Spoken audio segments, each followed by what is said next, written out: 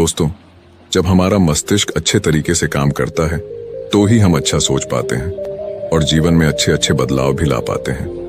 और जीवन में अगर आपको बड़े फैसले लेने हैं, मुश्किल हालातों से निपटना होता है, तो हमें मानसिक रूप से मजबूत होना बहुत ज्यादा जरूरी होता है। जरूरी नहीं कि आपकी जिंदगी में हर पल अच्छा ही होता रहे और आप तभी खुश रहें। कभी कभी आपकी जिंदगी में ऐसे वक्त भी आएंगे जहां पर आपको भारी मुसीबतों का सामना भी करना पड़ सकता है। ऐसे में कई बार होता है कि इंसान मुसीबतों का सामना करते करते अपने मुश्किल हालातों से लड़ते लड़ते अपने जीवन से हारने लगता है।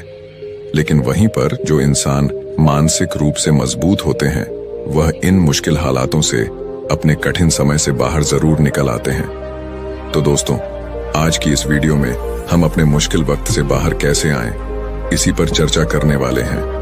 मैं 8 नियम बताने वाला हूं, जिसे अगर आप जान और समझ लेते हैं तो यकीन मानिए आप अपने मुश्किल हालातों से जरूर बाहर निकल आएंगे और आप मानसिक रूप से एक मजबूत इंसान भी बन जाएंगे।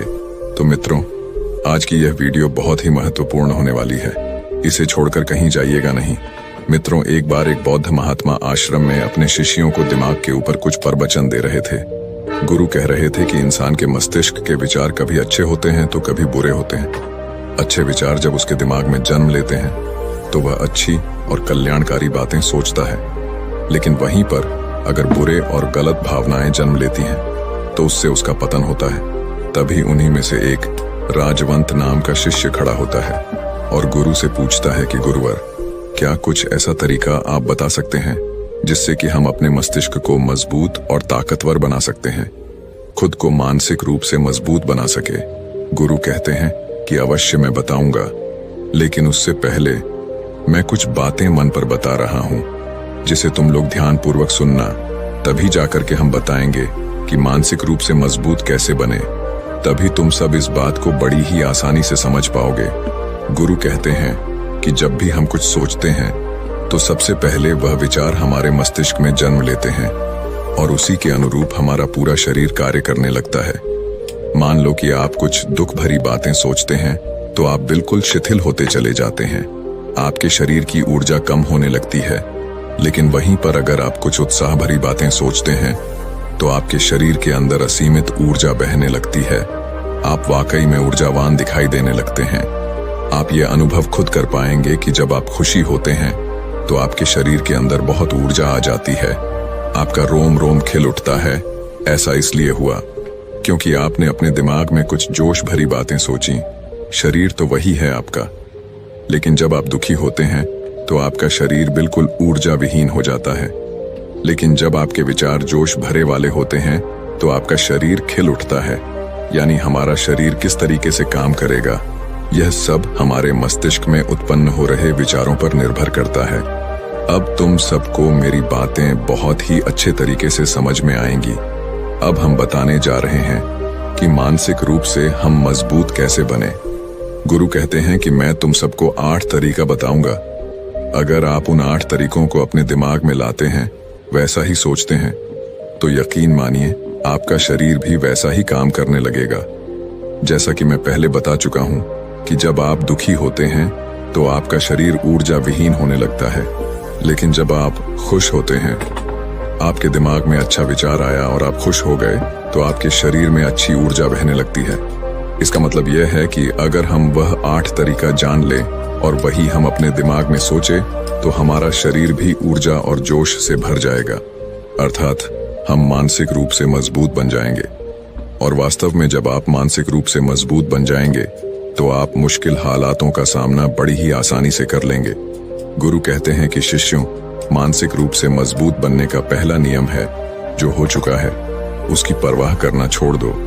गुरु कहते हैं कि शिष्यों, मुझे यह बताओ कि सूर्य किस दिशा में उगता है। तो सभी शिष्यों ने एक साथ जवाब दिया कि गुरुजी, सूर्य पूर्व दिशा से निकलता है। फिर गुरुजी ने कहा कि अगर मैं यह कहूं कि सूर्य पश्चिम दिशा से निकले तो क्या वह निकलेगा?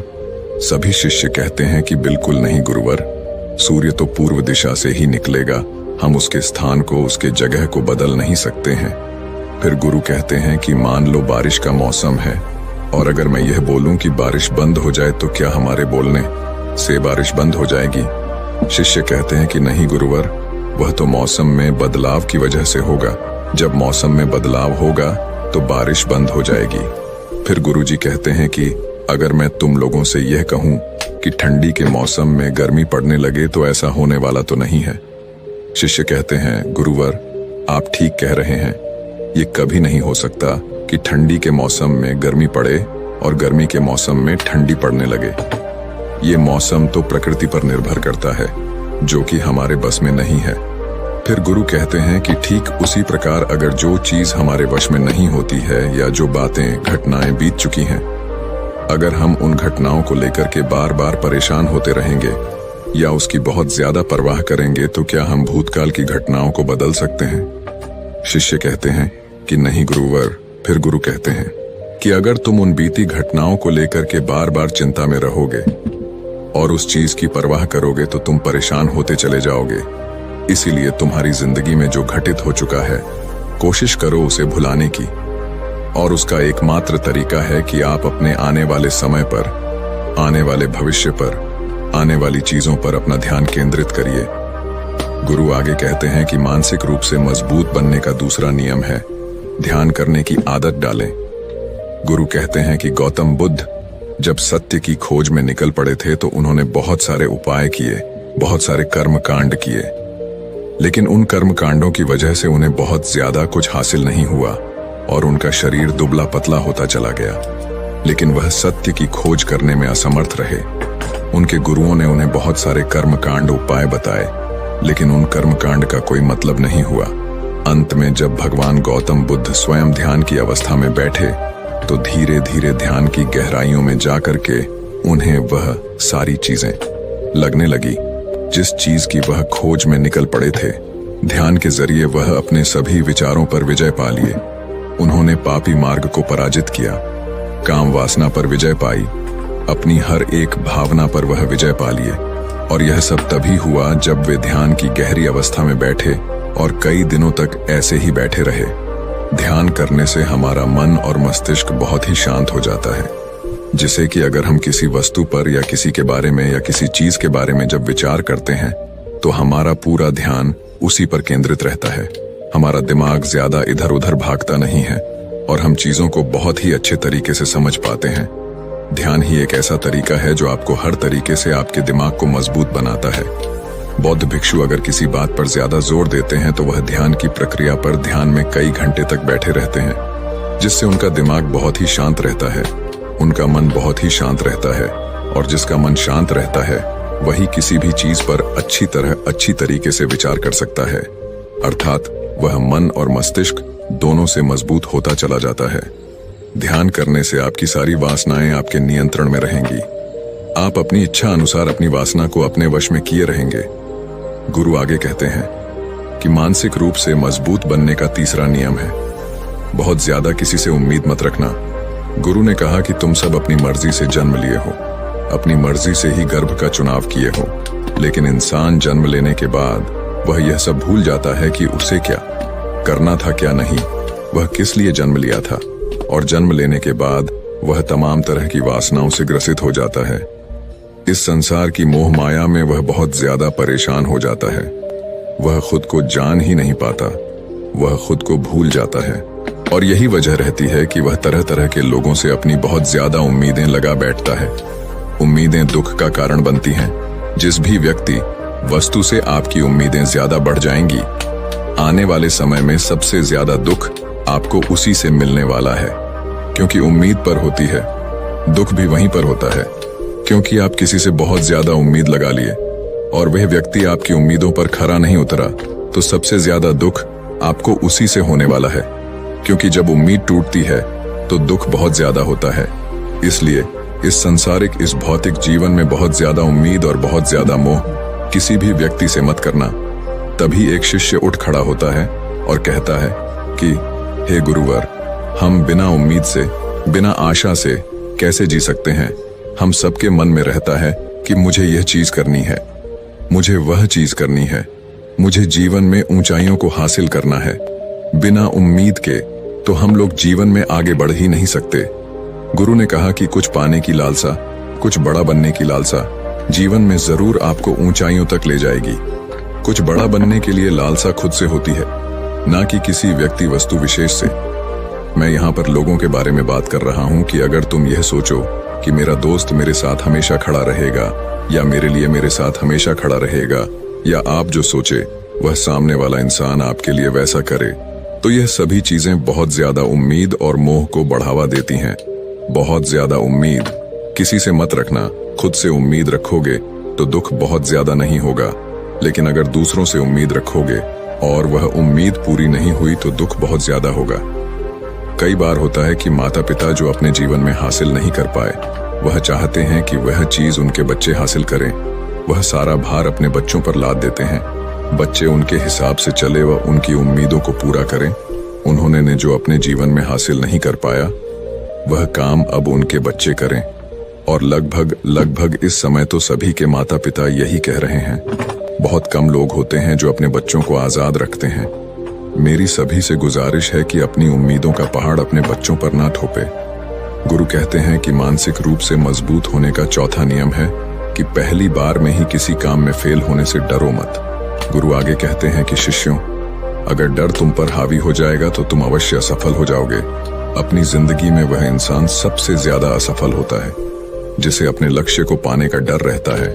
अगर डर तुम्हारी जिंदगी में बढ़ गया तो तुम्हें वह असफलता की तरफ जरूर ले जाएगा, क्योंकि डर तुम्हारे आत्मबल को, तुम्हारे आत्मविश्वास को डगमगा देगा, कमजोर कर देगा। और तुम्हारा आत्मबल, तुम्हारा आत्मविश्वास कमजोर हो जाएगा तो तुम निश्चित ही अपने लक्ष्य को पाने में असमर्थ महसूस करोगे, और यही असमर्थता तुम्हें असफलता की तरफ ले जाएगी। इसलिए जीवन में जब तुम अपने लक्ष्य की प्राप्ति के लिए आगे बढ़ो तो मन में किसी भी चीज की शंका मत रखो कि मैं फेल हो जाऊंगा। अगर यह नहीं हुआ तो यह हो जाएगा। ये सब बातें अपने दिमाग में मत लाओ, क्योंकि यह सभी बातें आपको डर की तरफ ले जाएंगी। और जब डर बढ़ेगा तो तमाम शंका आपके दिमाग में पैदा होगी। आपको घबराहट भी हो सकती है, आपको नींद नहीं आएगी, रात को बेचैन मन होने लगेगा, क्योंकि आपका डर आपको असफलता की तरफ ले जा रहा है। और जब असफलता का विचार आपके दिमाग में आएगा तो आप और ज्यादा डरने लगेंगे। इसलिए जीवन में जब आप लक्ष्य की प्राप्ति के लिए आगे बढ़ जाओ तो मन में कोई शंका मत रखो, सिर्फ और सिर्फ अपने काम करने पर ध्यान दो। जब तुम काम करने पर ध्यान दोगे तो तुम कभी डरोगे नहीं, क्योंकि तुम अपने लक्ष्य की प्राप्ति के लिए काम कर रहे हो, उसके लिए जुट गए हो, तो तुम्हारा डर खत्म हो जाएगा। और जब डर खत्म हो जाएगा तो तुम जरूर सफल हो जाओगे। गुरु आगे कहते हैं कि पांचवा नियम है मानसिक रूप से मजबूत बनना। वह यह है कि जिंदगी में कभी भी खुद को कोसो नहीं। गुरु कहते हैं कि जो इंसान जितना ज्यादा संघर्ष करता है वह उतना ही मजबूत बनता चला जाता है। जितना ज्यादा तुम मजबूत बनोगे उतना ही ज्यादा तुम काबिल होते चले जाओगे। इसलिए अगर तुम किसी भी चीज में असफल भी हो जाते हो, या कोई चीज तुम्हारी इच्छा के अनुसार नहीं हुई, या तुमने कुछ ऐसा कार्य किया जैसा नहीं करना चाहिए था, और इन सब बातों को लेकर के अगर तुम पछता रहे हो, खुद को कोस रहे हो, तो यह तुम्हें मानसिक रूप से कमजोर करता चला जाएगा। क्योंकि खुद को कोसना बहुत ज्यादा खतरनाक होता है।